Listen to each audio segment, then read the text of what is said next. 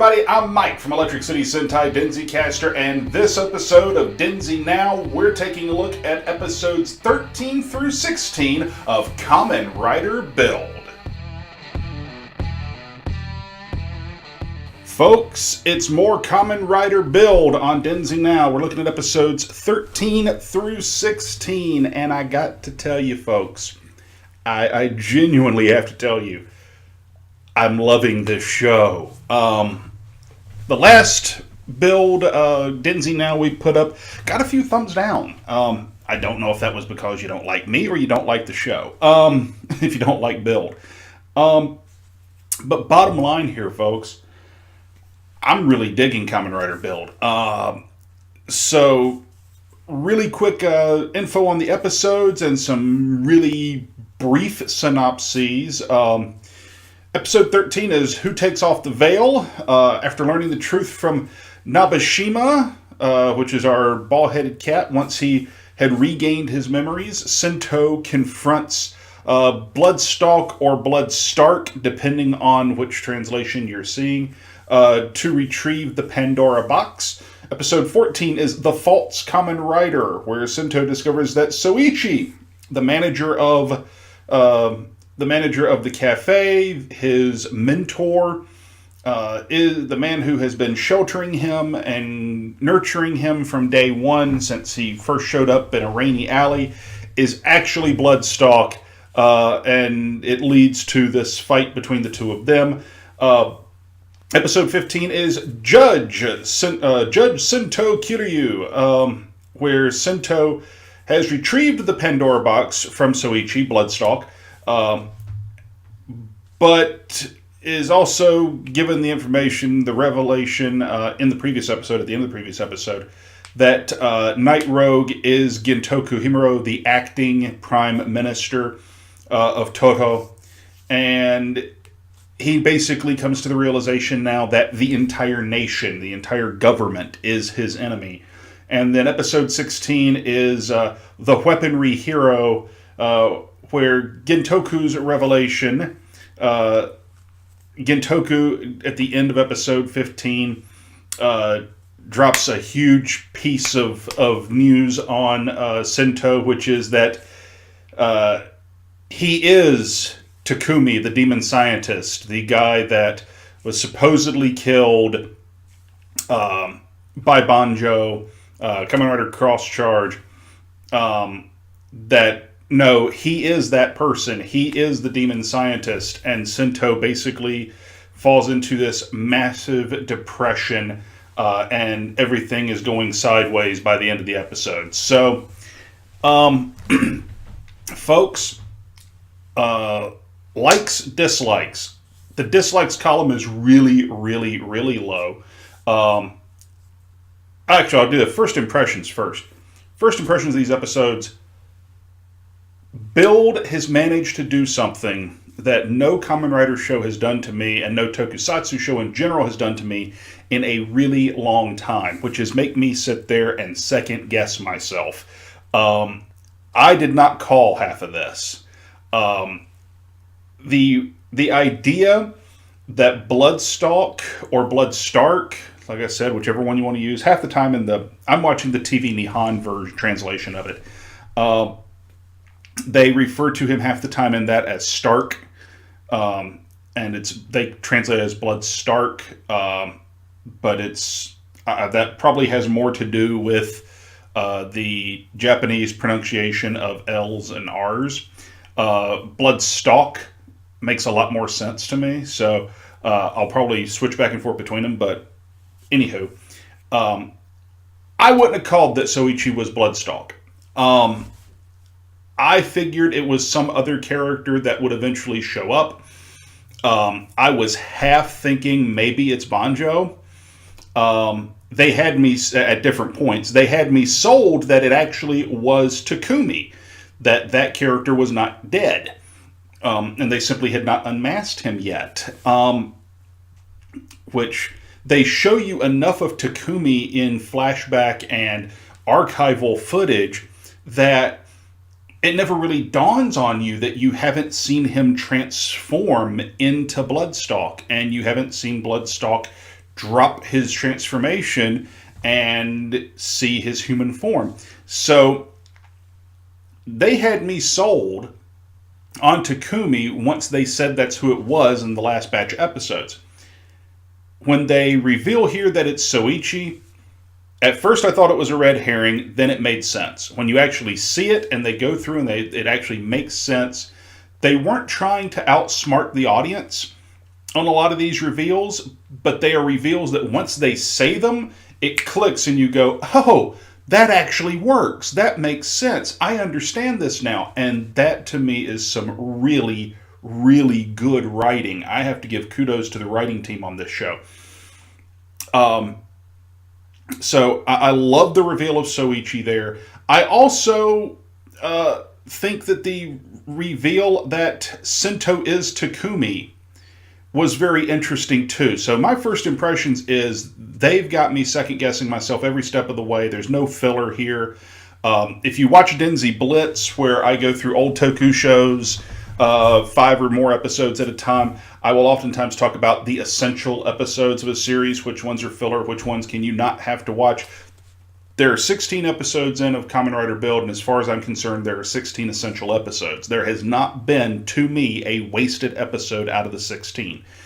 Now, what I loved Soichi's reveal. It makes perfect sense. The actor doesn't shift character.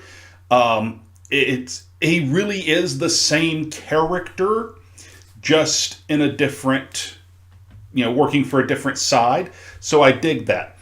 And by the end of these 4 episodes, he is the mercenary. Cool with that. I love the idea, truly love the idea, that Sento is Takumi, that Sento Kiryu is the demon scientist, just with a different face. They have revealed that in previous episodes that Bloodstalk can change people's appearances. They never tell you how. You kind of assume that it's just a power of the suit. And so when they tell you that it's Takumi, and that's how he framed Banjo for his murder, by turning someone else's face, killing some innocent dude, and turning his face into that innocent guy, putting his face on that person, you buy it. Because we see these different, I don't know what you would call them, Night Rogue and Bloodstalk. I would almost call them pseudo-riders, because they're not really riders, but they have a costume, they have an armored suit and transformation, much like a rider. But they're certainly not riders themselves. So you just buy in that it's a power that he has, that comes from the suit. But then they tell you, no, this was a power that Soichi got on Mars, when he went to Mars, when he first contacted the Pandora box, we would presume. But when he goes to Mars, this is a power he gets. And he doesn't have to transform to do it. It's him. And they go through the whole thing, and putting the Takumi face on the corpse was only part of it. Putting the face of the corpse onto Takumi was the second part. I love that. And so he killed Sento's lookalike, put that face on Sento / Takumi. It sounds, when you start explaining it, it sounds a little convoluted, but you watch it and it makes perfect sense. It's a complex plot for a Toku show, and it's tremendous. I really, really dig it. I like a lot the way Sento reacted. Episode 16 was tremendous to me. Up to this point, they've subverted so many things that I've come to expect from tokusatsu shows. Revealing the mentor is the bad guy. That's not normal. You don't get that in tokusatsu shows this early. It's happened. They've turned the mentor bad in these shows before, but usually it's towards the end of the series. Here they did it 14 episodes in. We're not even a quarter of the way into the show. If you're going to drop something like the hero is really the bad guy in many ways, that's a reveal that comes way late. Here they've done it quick. The idea of someone regaining their lost memories, it always happens later. Here, he now knows. He may not remember it all yet, but he knows who he is now. The amnesia, the mystery from the amnesia is solved as far as we know. And he reacts, and they dedicate pretty much an entire episode to Sento reacting to the news that, no, this is who you are. And it's not just Sento reacting, but it's Banjo and it's Misora. It's your three main leads. That episode is dedicated to them reacting to who he is. And for the record, that episode aired the day before Christmas Eve. Or it might have aired on Christmas Eve. That's daring. It subverted the typical Christmas episode. So yeah, I really like that. And there's an inherent guilt. And there's Banjo's realization of, you son of a gun, you're the one that did this to me. You're the one that killed my sister. You're the one that created Faust. You're the one that did this. You're the one that, this is your fault. And he reacts accordingly. And by the end of the episode, it's not a leap where they get to by the end of the episode, where Sento comes, no, I'm going to be a Kamen Rider. Where Banjo is very much, I even love the line in the episode, I can't forgive myself for not forgiving him. I know it's his fault. I know he's to blame, but if he can't remember it, how can I hold him responsible for it? That's a tremendous piece of heroic logic in this show. Do I judge this person? Do I judge Sento based off of who he is now? Or do I judge him on a life and deeds he can't remember? That's a really cool character moment. That's a really cool story beat for someone to have to reconcile in one of these shows. And that's not something you expect out of a Toku show that's primarily aimed at kids. So, fantastic. The story, the acting, those are the high points to me. Stuff I didn't like is few and far in between. Things I didn't like in these episodes. Number one, some of the CG is dodgy as hell. Kamen Rider shows have become more and more and more reliant upon CG over the years as the technology has advanced. It's not simply Kamen Rider, it's tokusatsu in general. I was very pleased to see what I am 99% certain were some practical effects for explosions and things like that in these episodes, where it was something practical, perhaps enhanced with CG. But there are also scenes where the riders are flying around or whatnot, or Night Rogue is flying around with his bat motif, and that CG looks dodgy. If they have to CG the entire person, it's a little rough. Beyond that, that's the worst thing I can say about the effects at the moment. Some of Build's costume combinations are really, really ridiculous. You can see some of the toyetic stuff in the series. This is to be expected. But the Build costume is very, very reminiscent of Kamen Rider Double in that he has two interchangeable halves. And that one half can remain while the other half changes. Now, they're far more interlinked than Double's costume was, where Double was split literally right down the middle. This is more segmented. But some of them are really pretty cool looking. Rabbit Tank is his default form, and so that one looks pretty cool. It looks very Kamen Rider-ish. The Kaizaku form, which is his pirate form, I kind of like that part of a form. The ninja one I can deal with. He's got an octopus form that looks like garbage to me. I really cannot stand the octopus, and it's like an octopus electric form is the best match. It's when two of his full bottles powers come together and work really, really well in unison. And that one, and the idea of his upgrade, he's gotten an upgrade form, what we would typically think of as a mid-season upgrade, but we haven't hit the mid-season yet. And that is Rabbit Tank Sparkling, which makes this the second show with a rider based on a soda. Commander Gaim being the first. I think they go a little over the top with the soda effects, to be honest. But that said, the costume is pretty striking. It's really over the top ridiculous. He kind of looks like Kamen Rider USA because it's all red, white, and blue. But you can still tell it's Rabbit Tank, and they've added something to it to make it seem more powerful. So that works.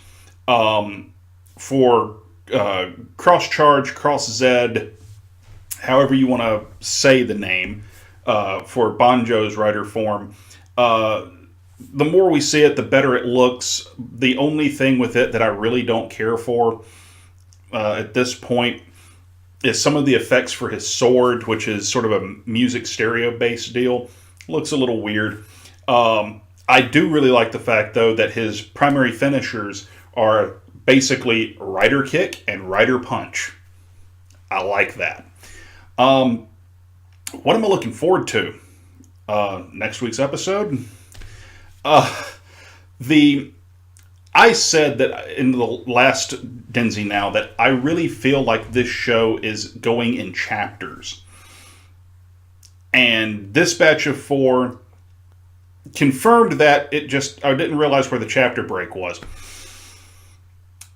These 4 episodes basically are a chapter to me. It's almost like everything up to the end of episode 12 up until we basically learn Bloodstalk's identity in 13.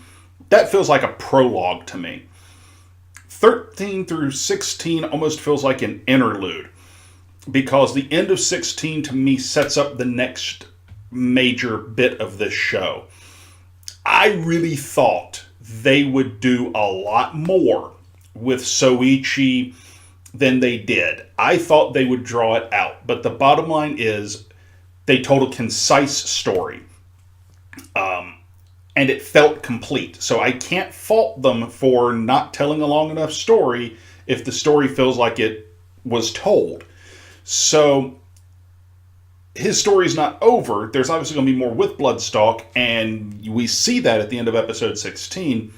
But in episode 16, to use an old adage, war were declared. Toto has basically declared war on the other 2 nations. Toto has the Pandora box, the government, back in its possession. You think for a second that Gintoku is going to get his comeuppance, and no, his father, the prime minister, collapses again, so he's back in charge. Apparently Daddy Deer didn't bother telling nobody that hey, my son's crooked as a mountain road, let's get him out of here. Apparently that order hasn't been given yet. So the son is back in charge. He has essentially declared war, and by the end of the episode, all 3 countries are now at war, and Hokuto has sent an invasion force, the beginnings of one, and they have their own smash, which is confirmed at the end of the episode by Gintoku. I didn't make them, they did. And we see what sure as heck looks like another Kamen Rider with his own unique belt in the Hokuto region at the end of the episode. Little teaser. So, do all of the nations, have they all developed their own Kamen Rider system as a military weapon? Folks, I really love this show. It really does resonate with me. And I think it has taken the old Kamen Rider concept, which has been around since day one, when Ishinomori created the show, the concept that the Rider is no different than the monsters he creates, and that there's a price to be paid for being Kamen Rider. The idea from the original show, day one, Shocker created Kamen Rider, and Kamen Rider was going to fight Shocker so that no one else ever became what he was. Well, now we have a Kamen Rider who he himself is the ultimate monster. He created Faust. He created the bad guy organization. He created the technology that is being used, and now he is going to be the one that has to stop it. I love that taking the Kamen Rider concept and taking it to another, almost feels like another level, and embracing those ideas. I really dig it. So, recommendation, if you haven't watched Kamen Rider Build any of it yet, go find it. Go find it. It's out there in plenty of places. I goofed and told you where I'm getting mine, even though we don't normally do that on these shows. But go find it. Watch it. Start with episode 1. Get caught up. This week, actually, is when episode 17 comes out. And I know the title. It's The Outbreak of the Rider Wars. So, that sounds slightly, imposing and dark and promising if you're looking for a pretty cool dramatic storyline. They've done some they've done some moments that are slightly over the top that come so close to bouncing you out, but the acting, the writing is all top notch, and I cannot say enough about it. I don't know. 16 episodes in, it's way early for me to say that this is my favorite Kamen Rider show of the Heisei era. That title still belongs to Double, but the upper echelon for me is like Double and Gaim and Forze and probably Kabuto. That's like the upper echelon for me. This one belongs in that company so far. They've got a long way to screw it up, but so far, so good. This to me goes with the Ryukis and the Agitos and the Doubles and the Gaims of the world for Kamen Rider. It belongs in that company to me. So folks, I hope you've enjoyed the discussion. I hope you've enjoyed my outlook on episodes 13 to 16 of Kamen Rider Build. If you want to help us out here on Geek Carolina, you can do that by hopping over to our Cafe Press store. It's cafepress.com/Geek Carolina. And you can catch up with all of us on DenziCaster on our Facebook page, facebook.com/DenziCaster. There's links down in the description. Just follow those. You'll find us on social media and all those wonderful places. You like the video, give us the thumbs up. You didn't like the video, give us the thumbs down. Just let us know why. Leave us a comment down below. Feedback is good. We appreciate it. And if you haven't already, hit that red subscribe button. That helps us out a whole lot too, and you'll get to know when all the new videos from all the shows here on Geek Carolina hit the YouTubes. So folks, until next time when we will have 4 more episodes of Kamen Rider Build, I'm Mike, and I'll see you around.